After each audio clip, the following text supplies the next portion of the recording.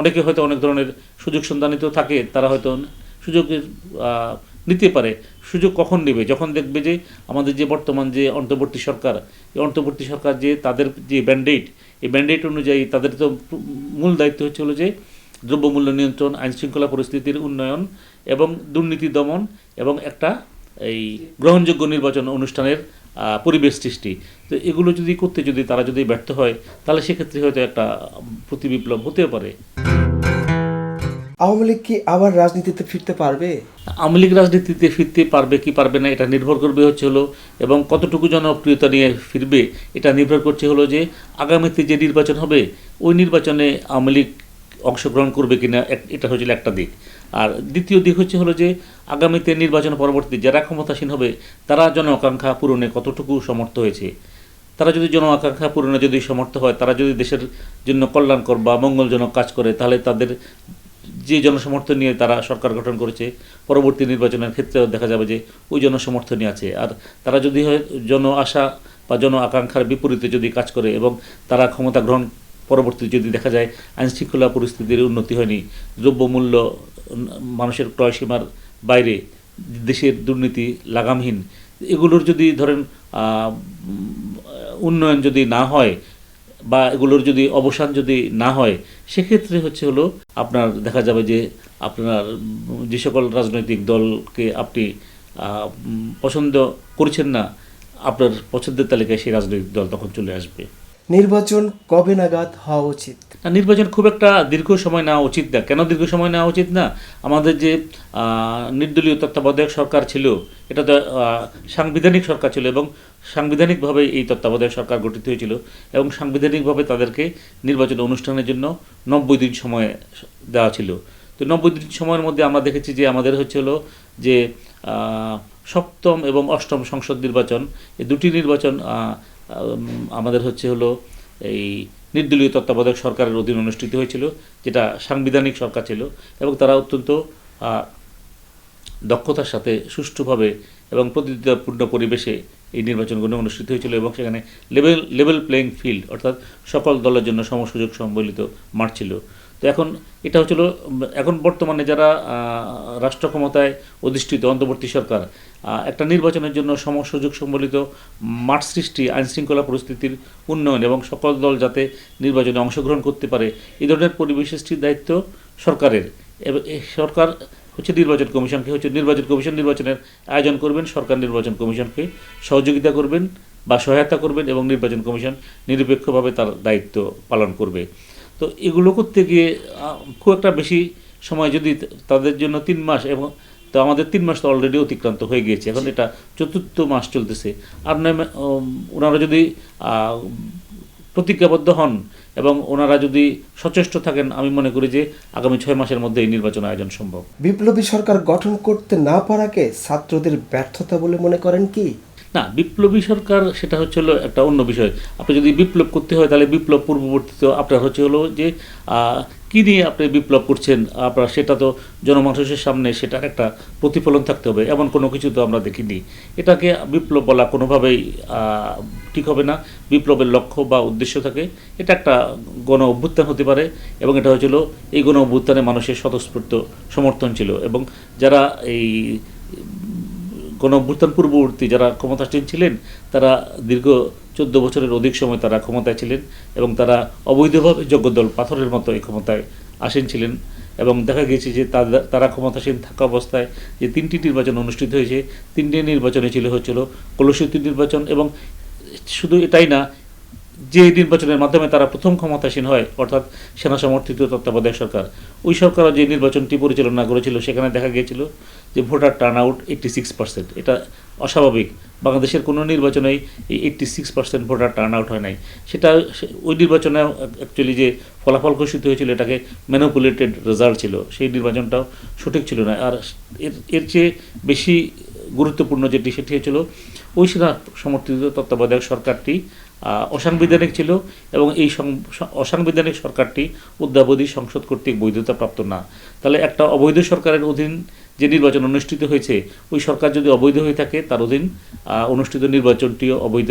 সেজন্য হচ্ছিল এই যে এই 3টি নির্বাচন ছাড়া, অর্থাৎ হচ্ছিল দশম, একাদশ এবং দ্বাদশ ছাড়াও নবম সংসদ নির্বাচন যেটা, এটাও হলো যে আমি বলবো যে বৈধ নির্বাচন না, যেহেতু ওই সরকারটি অবৈধ। স্যার, আমার প্রসঙ্গ ছিল যে ছাত্রদের ব্যর্থতা, এটাকে ব্যর্থতা মনে করছেন বিপ্লবী সরকার যে গঠন করতে পারলো না, ছাত্রদের ব্যর্থতা কিনা? এটা ধরেন বিপ্লবী সরকার কেন গঠন করতে পারলো না, যেদিন সরকার গঠিত হয়েছে সেদিন তারা যদি সংবিধান স্থগিত করে দিয়ে তারা যদি এই সরকার গঠন করতেন, তাহলে হয়তো বিপ্লবী সরকার আমরা বলবো না, হয়তো এটার একটা দিক হতো, যেটা জিয়া রহমান সাহেব বা এরশাদ সাহেব করেছিলেন, যে তারা সংবিধান স্থগিত করেছিলেন এবং তারা এই ক্ষমতাসীন থাকা অবস্থায় রাজনৈতিক দল গঠন করে নির্বাচনে অংশগ্রহণ করে নির্বাচনে 2/3 আসনে বিজয়ী হয়ে তারা সংবিধান সংশোধন করেছিলেন। তাহলে এটা যদি করতে হয় তাহলে সেক্ষেত্রে হলো যে এখানে রাজনৈতিক দলের আশাকাঙ্ক্ষা এক ধরনের, আর হলো এই যে ছাত্রদের আশাকাঙ্ক্ষা এক ধরনের। তাহলে এই ছাত্ররা যদি এটা করতে যেত বা করে, তাহলে তাদেরকে কি করতে হবে, তাদেরকে হলো সংবিধান স্থগিত করতে হবে। সংবিধান স্থগিত করে ক্ষমতাসীন যারা যে অন্তর্বর্তী সরকার আছে, এই অন্তর্বর্তী সরকার থাকাকালীন তাদেরকে রাজনৈতিক দল গঠন করতে হবে। তো গঠন করে তারপরে নির্বাচনে অংশগ্রহণ করতে হবে। নির্বাচনে তারা যদি 2/3 সংখ্যাগরিষ্ঠতা পায়, বা তারা যদি গণভোটের মাধ্যমে তাদের কার্যক্রমকে যদি জনগণের অনুমোদন নেয় তাদের কার্যক্রমের উপরে, সেক্ষেত্রে হয়তো এটা সম্ভব। তো সেটা আমার মনে হয় না যে বর্তমান বাস্তবতা এটা মানে আপাতত সম্ভব। এটা তখন যদি তারা করে ফেলতে পারত, সেটার একটা দিক ছিল। যেহেতু তখন করা হয় নাই, এটা নিয়ে আমার মনে হয় এখন চিন্তা না করাই ভালো। তবে পৃথিবীর অন্যান্য দেশে আমরা দেখেছি যে ফ্রেঞ্চ রেভলিউশন হয়েছে, বা এই যে রাশিয়াতে যে রেভলিউশন হয়েছে, রেভলিউশন পরবর্তী আমরা দেখেছি যে কাউন্টার রেভলিউশন হয়। তো আমাদের দেশে আমরা এটাকে উড়িয়ে দিতে পারি না যে কাউন্টার রেভলিউশন হবে না। বা আমরা দেখেছি যে জিয়া রহমান সাহেবের শাসন আমলেও অনেক গুণা মানে অ্যাটেম্প্ট হয়েছিল ওনাকে অপসারণের জন্য। তো সেটা হয়তো উনি দক্ষতার সাথে সেগুলো দমন করতে সক্ষম হয়েছিলেন। তো এখন অনেকে হয়তো অনেক ধরনের সুযোগ সন্ধানিত থাকে, তারা হয়তো সুযোগের নিতে পারে। সুযোগ কখন নেবে, যখন দেখবে যে আমাদের যে বর্তমান যে অন্তর্বর্তী সরকার, এই অন্তর্বর্তী সরকার যে তাদের যে ব্যান্ডেট, এই ব্যান্ডেট অনুযায়ী তাদের তো মূল দায়িত্ব হলো যে দ্রব্যমূল্য নিয়ন্ত্রণ, আইনশৃঙ্খলা পরিস্থিতির উন্নয়ন এবং দুর্নীতি দমন এবং একটা এই গ্রহণযোগ্য নির্বাচন অনুষ্ঠানের পরিবেশ সৃষ্টি। তো এগুলো করতে তারা যদি ব্যর্থ হয়, তাহলে সেক্ষেত্রে হয়তো একটা প্রতিবিপ্লব হতেও পারে। 1 জানুয়ারি 2024 চেঞ্জ টিভি পা রেখেছে সুরভিত 6 বছরে। সবার প্রতি নিরন্তর শুভেচ্ছা। চেঞ্জ টিভি প্রতিষ্ঠা বার্ষিকীতে আমরা এদেরকে ধন্যবাদ জানাই। চেঞ্জ টিভিকে উত্তরোত্তর সাফল্য কামনা করি। আর সাথে সাথে আমরা বিশেষ করে এদেরকে অনুরোধ করব যেন তারা দেশের পক্ষে এবং বাংলাদেশের জনগণের পক্ষে, ইসলামের পক্ষে, হকের পক্ষে, সত্যের পক্ষে তারা যেন সুন্দর পরিবেশন করতে পারে, এই আশাবাদ ব্যক্ত করি। চেঞ্জ টিভিকে আমি তো মেলা দিন ধরে দেখছি। চেঞ্জ টিভি যতদূর সম্ভব বস্তুনিষ্ঠতার সাথে কাজ করছে এবং এই জন্য চেঞ্জ টিভির ভিউ আরও অনেক বেড়েছে, অনেক। আমি নিজে যে অনেকগুলো সভা করে মানে এখানে ইন্টারভিউ করেছি, কোনো কোনো ক্ষেত্রে আমি দেখেছি মিলিয়নের মতো হয়েছে ভিউ, মানে অন্য কোনো জায়গায় এত হয় নাই। আমি মনে করি চেঞ্জ টিভি ভালো কাজ করছে। প্রচণ্ড চাপ আছে, তার মধ্যেও চেঞ্জ টিভি যদি তাদের এই নিষ্ঠতা রাখতে পারে তাহলে এটা আরও ভালো করবে। আমি তাদের সাফল্য কামনা করি।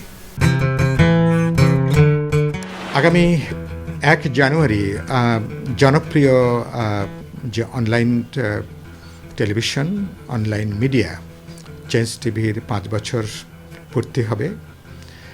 চেঞ্জ টিভির সাথে আমার অনেক দীর্ঘ এবং পুরনো সম্পর্ক, প্রায় বলতে পারেন ঘরের সম্পর্ক। আমি এই 5 বছর পূর্তি উপলক্ষে আমি চেঞ্জ টিভিকে আমার ব্যক্তিগত পক্ষ থেকে, বিপ্লবী ওয়ার্কার্স পার্টির পক্ষ থেকে আমি আন্তরিক শুভেচ্ছা এবং আমি অভিনন্দন জানাই। আমাদের এখানে গণমাধ্যমকে বলা হয় 4th স্টেট। একসময় ধরুন বিচার ব্যবস্থার প্রতি মানুষের একটা শেষ ভরসার জায়গা ছিল। সেই বিচার ব্যবস্থা যখন এখন বিরোধী দলের দমনের একটা প্রতিষ্ঠানে পর্যবেসিত হয়েছে, এখন জনগণের পক্ষে, বিরোধী দলের জন্য, জনগণের শোষিত নিপীড়িত অংশের জন্য গণমাধ্যমই হচ্ছে এখনো পর্যন্ত শেষ ভরসা। আমাদের এখানে ঐতিহাসিকভাবে গণমাধ্যম বরাবরই জনগণের গণতান্ত্রিক আকাঙ্ক্ষার পক্ষে ছিল। তার প্রত্যাশা আকুতিকে সে ধারণ করেছে। আমি বিশ্বাস করি চেঞ্জ টিভি তার এই ৫ম বছরে নতুন করে আবার গণমানুষের পক্ষে তার অঙ্গীকার ব্যক্ত করবে। গণমানুষের পরিবর্তনের যে আকাঙ্ক্ষা, অধিকার মুক্তির যে আকাঙ্ক্ষা, চেঞ্জ টিভি গণমানুষের এই আকাঙ্ক্ষাকে ধারণ করবে, সামনে এগিয়ে নেবে। আমি এই উপলক্ষে ৫ম বছরের পূর্তি উপলক্ষে আমি আরেকবার আমার পক্ষ থেকে, পার্টির পক্ষ থেকে শুভেচ্ছা, অভিনন্দন এবং ভালোবাসা জানাই। আশা করি আগামী দিনগুলোতেও আপনারা আরও সক্রিয়, আরও বলিষ্ঠভাবে আপনারা আপনাদের পেশাদারিত্ব নিয়ে আপনারা ইতিমধ্যে যে ভালোবাসা অর্জন করেছেন সেটাকে সম্বল করে আপনারা সামনে এগিয়ে যাবেন। আমি চেঞ্জ টিভির জন্য আমার অপার ভালোবাসা